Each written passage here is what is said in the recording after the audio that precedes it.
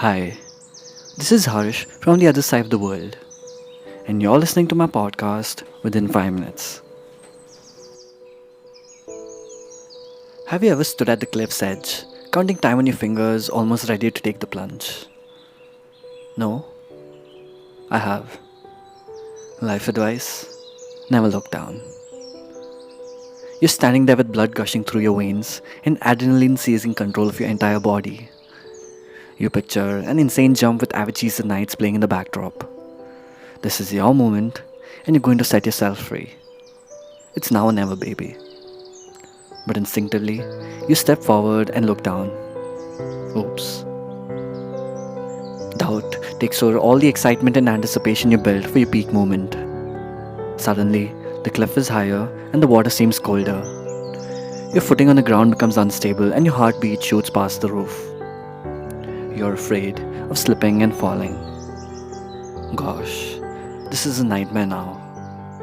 You're just standing there, frozen in time, with each passing second fueling the doubt in your mind. Maybe this was a bad idea, you think, as the thrill of the experience slowly transitions into the fear of disappointment. You see, momentum is a powerful force, and it's born from assertive action. The longer we linger in the state of indecisiveness, the more we lose the motivation to take action.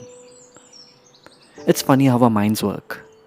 We tell ourselves that we need more time to think, but then what once seemed like a clear choice turns into this murky pool of uncertainty. The longer we stay in the pool, the more daunting the whole thing becomes. Our good intentions become demotivating ropes that pull us down.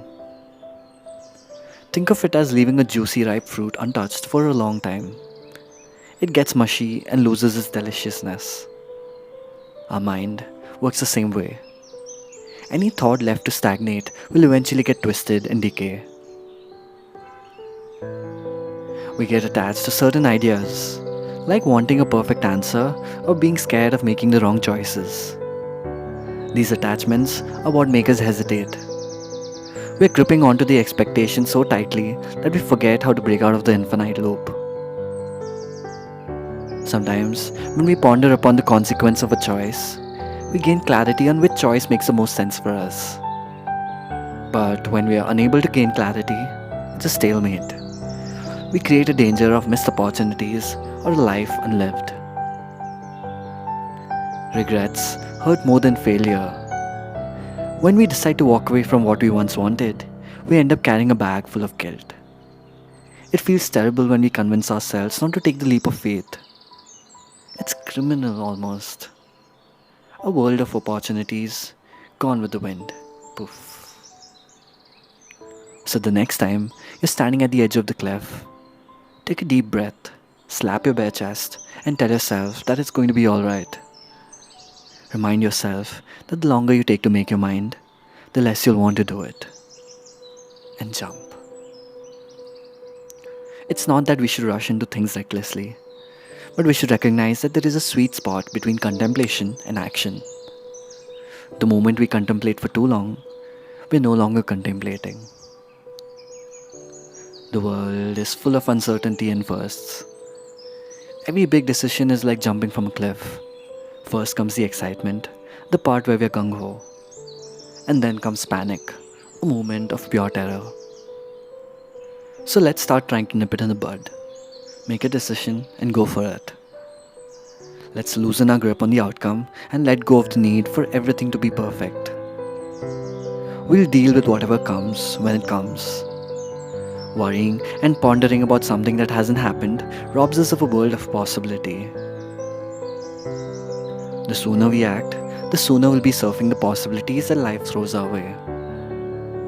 It's not about having a perfect moment, but grabbing the surfboard and making the most out of the opportunity. So let's not sit with our arms and legs folded in a black hole of hesitation. This is our wake-up call. The time for action is now. It's our turn, Chief. Now or never. Jump. The world is waiting. If you're wondering about my jump, yup, I ended up taking the 10-meter jump without my life jacket. There was a local who was overseeing my jump, and when he saw me hesitate, he told my friend, if he takes too long to jump, he's not going to jump. 5 minutes after beating my chest, calming my nerves, and screaming in the air, I took that leap of faith and jumped. Little butterflies, I tell you. I felt like I was flying. The world was blurry, and all my problems were behind me for those few seconds in the air. Even though my leg couldn't stop shaking at first, my jump had decent form, and the impact with the surface didn't sting one bit. The dunk into the water was loud, and I could hear it for several seconds. As my head popped out of the water, I looked at my friend cheering at the distance. I looked at him and I screamed. I guess firsts are the scariest, but it was crazy. When I look back at that moment, I find myself wondering how I got myself to do it. It was amongst the biggest life lessons I've learned through experience, and what the local told my friend will stay with me forever. I hope you enjoyed this episode. We spent so much time thinking about whether we should do something. Should I or should I not? Do I really want this, or is it okay to let it go? But I tell you, the more you think about it, the more you'll not want to do it. Remember, it's a leap of faith.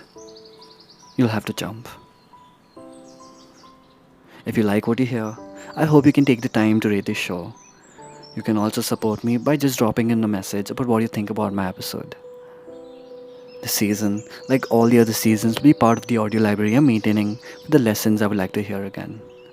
This library, I hope, can help bring a deeper understanding of ourselves and the world around us. Let's help each other and make this world a better place than we found it. I'll see you in the next episode. Ciao. Bye.